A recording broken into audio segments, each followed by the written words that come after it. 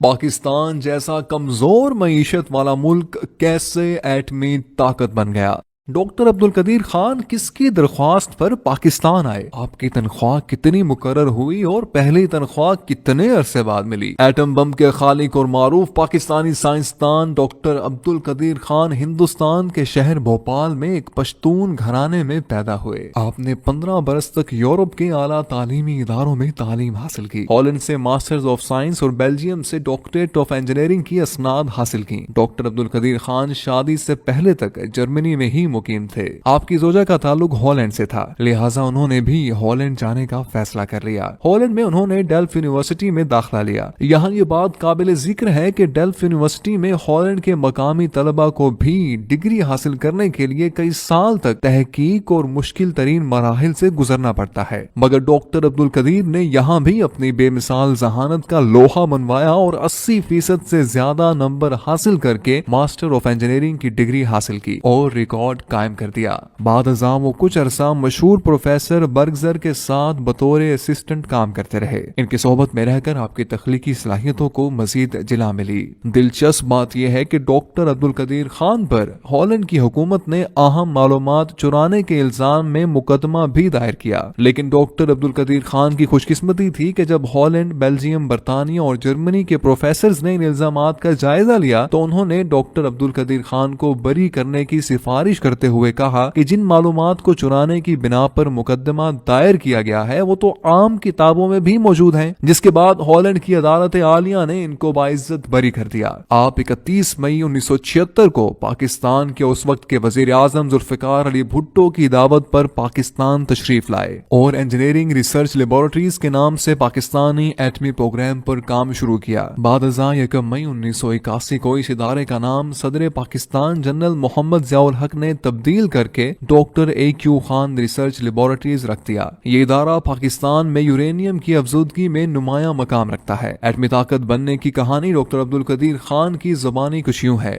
Doctor صاحب کہتے ہیں کہ جب میں دسمبر 1975 میں پاکستان آیا تو وزیر اعظم ذوالفقار علی بھٹو نے یہ درخواست کی کہ میں واپس نہ جاؤں اور پاکستان کے ایٹمی پروگرام پر کام کروں، لہٰذا وطن عزیز سے اپنے جذبہ محبت کی وجہ سے میں سب کچھ چھوڑ کر بیرون ملک سے پاکستان آیا۔ بہت ہی قلیل تنخواہ پر کام کیا اور ان گنت مشکلات اور سازشوں کا سامنا کیا، لیکن ہمت نہیں ہاری۔ عزم مصمم کے ساتھ پاکستان کو ایٹمی قوت بنانے اور اس کے دفاع کو ناقابل تسخیر بنانے کے لیے پرعزم رہا اور اپنی ٹیم کے ساتھ نہایت کم عرصے میں پاکستان کو ایٹمی قوت بنا دیا۔ میں نے اربوں ڈالرز کی ٹیکنالوجی پاکستان کو مفت فراہم کی۔ مجھے ایٹامک انرجی کمیشن میں مشیر لگا دیا گیا اور میری تنخواہ 3000 روپے مقرر کی گئی، جو مجھے 6 ماہ بعد ملی۔ مختلف طرح کی رکاوٹوں کی اطلاع وزیر اعظم ذوالفقار علی بھٹو کو ہوئی تو بھٹو صاحب جو اس وقت لاہور میں تھے انہوں نے مجھے فوراً بلا لیا۔ میں نے حقائق سے آگاہ کیا تو کہنے لگے مجھے 2 دن دے دیں، میں حالات ٹھیک کر دوں گا۔ 2 دن بعد مجھے جنرل امتیاز کا فون آیا کہ شام 5 بجے آغا شاہی کے دفتر میں میٹنگ ہے۔ میں پہلی مرتبہ آغا شاہی غلام اسحاق خان اور AGN قاضی سے ملا۔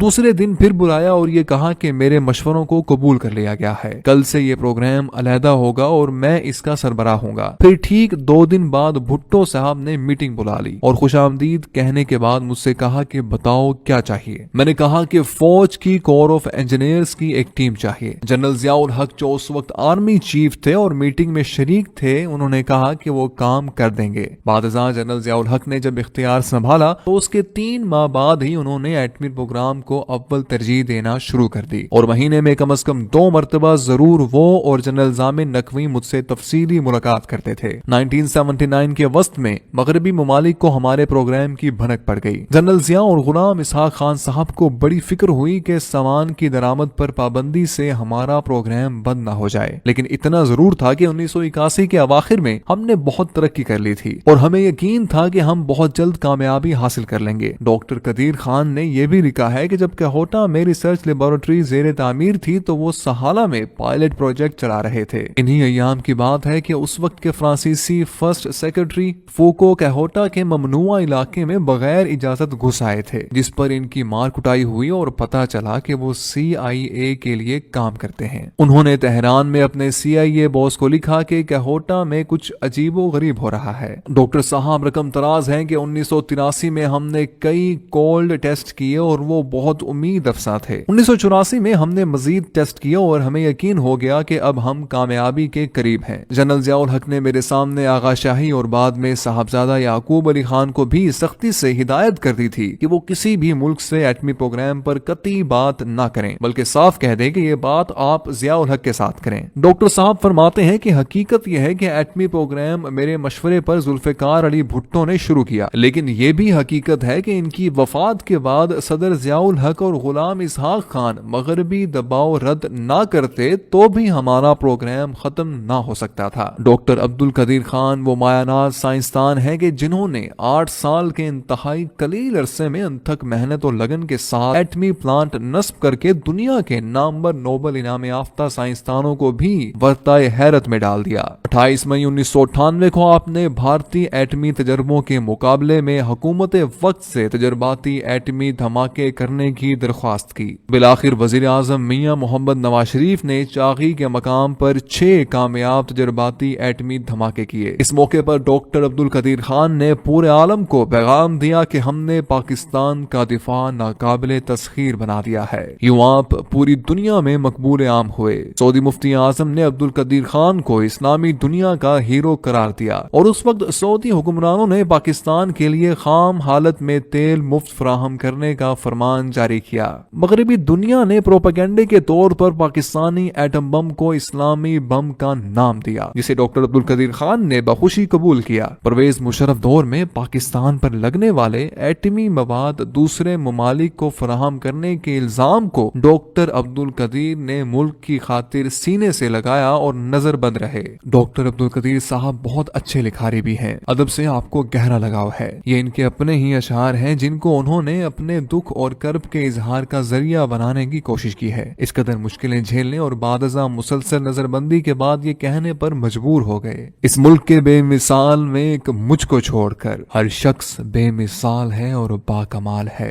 گزر تو خیر گئی ہے تیری حیات قدیر، ستم ظریف مگر کوفیوں میں گزری ہے۔ اگر یہ کہا جائے تو بے جانا ہوگا کہ قائد اعظم محمد علی جناح نے پاکستان بنایا اور ڈاکٹر عبد القدیر خان نے اس کا دفاع ناقابل تسخیر بنایا، گویا ایک بنانے والا اور دوسرا استحکام بخشنے والا ہے۔ 1993 میں کراچی یونیورسٹی نے ڈاکٹر عبد القدیر خان کو ڈاکٹر آف سائنس کی اعزازی سند سے نوازا۔ 14 اگست 1996 میں صدر فاروق لغاری نے ان کو پاکستان کا سب سے بڑا سول اعزاز نشان امتیاز دیا، جبکہ 1989 میں ہلال امتیاز کا تمغہ بھی ان کو عطا کیا گیا۔ آپ نے 150 سے زائد سائنسی تحقیقاتی مضامین بھی لکھے ہیں۔ ڈاکٹر عبد القدیر خان ایٹمی سائنسدان ہونے کے ساتھ ساتھ انتہائی رحم دل اور انسانیت کا دم بھرنے والے انسان ہیں۔ وہ انسانیت کی خدمت کے لیے بھرپور کردار ادا کرنے کا جذبہ رکھتے ہیں۔ ڈاکٹر عبد القدیر خان نے اسی جذبے کے تحت پاکستان کے دوسرے بڑے شہر لاہور میں ڈاکٹر AQ خان ہسپتال کے نام سے بنیاد رکھی ہے۔